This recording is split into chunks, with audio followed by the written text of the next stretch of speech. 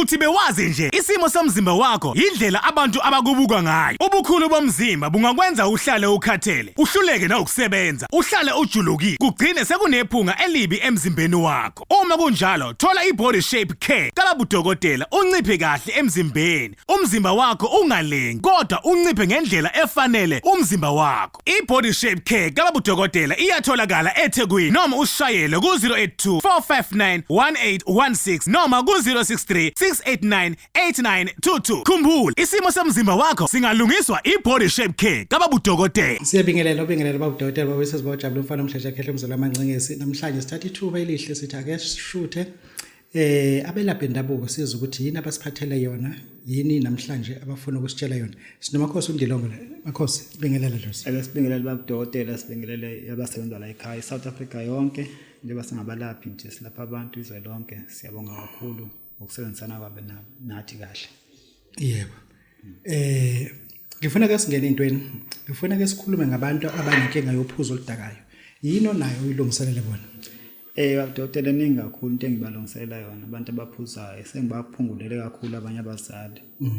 Kakhulukazi nje laba basondele kakhulu baqale lapho lento. Ngoba into iqala ekhaya, kahle kanhlezi ngisho iqala ekhaya into uyilungisela ekhaya ubona ukuthi bayalungiseka. Usuphumela kwamakhelwane nje suwabona ukuthi hayi kuyalungiseka. Bengane ziyaphela manje lento yotshwala and ziyahlupa. Kwana izohamba begcine ilingana nezidakamizwa. Eseyisiguli esibi kakhulu. Yeah.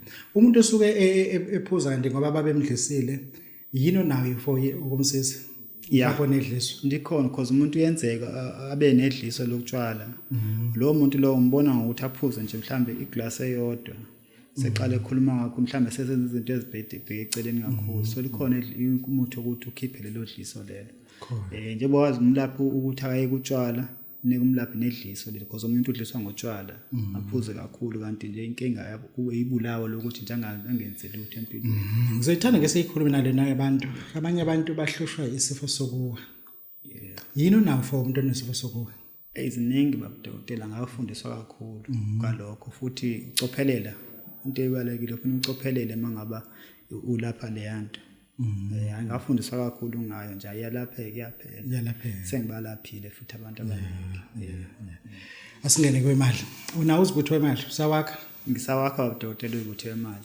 Usekhona, semuhle kakhulu. Sasebenza impela. Abantu bayakholelwa kuona kakhulu. Uyasebenza. Uzibutho wemali uhlonisa ngani nesosho semali? Kunomehluko babudokotela. Iswasho semali khona abantu abathi umuthi awubasebenzeli.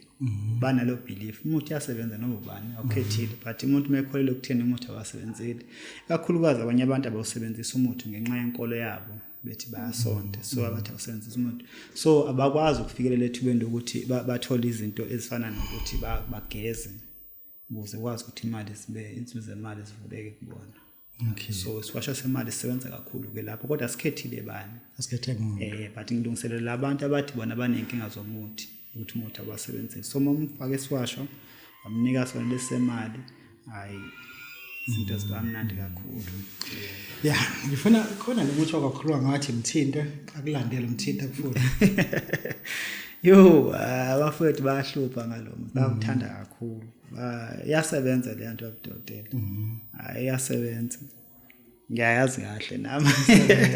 Kodwa uthi uthina udadweni. Akuthi ukuthinta uma wakho. Thinta lo muntu osuke umfuna. Lo muntu omfunayo. Omfunayo. Ngeke usashela kakhulu. Indaba zokukhuluma njalo cenga umuntu umsondeze eduze uhlale naye ngixoxe kahle noma umbizele lunch ke vele ngihlale la eduze ngixoxe kahle inkulumo zenu. Izinto zenaye ngeke singaqondi. Vele kuyahagwa namhlanje siqoze nini ukuthi hayi awuze ngihage. Ungephe nje ihage nje. Bese kuyahage uthanda. Yalunga. Kunabantu abazoba abanenkinga nezingane zabo eziphuza utshwala isifo sokuwa abanenkinga yaso.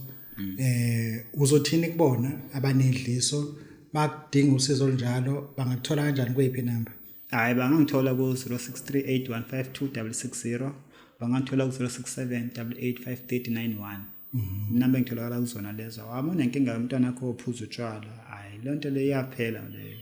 uyalunga umuntu maye nenkinga yedliso lonto iyalapheka le uma unenkinga yezimali and uyabona ukuthi uyasaba ukuthi abantu abaningi bazobona ukuthi usebenzisa umuthi hayi uthola lesi siwasho lesi uyageza nje ngaso izinto zakho zemali zivuleke kunika namafutha ke futhi ngaphezulu kakho into ezokuthi ube imbande inamba uma bekuthini bangithola kephi inamba bangithola ku 067 885391 063 8152 660 Baba udokotela baba wesizwe bawujabule mfana Mhleja Khehle lomlungu siyabonga. Ngiyabonga mkhulu.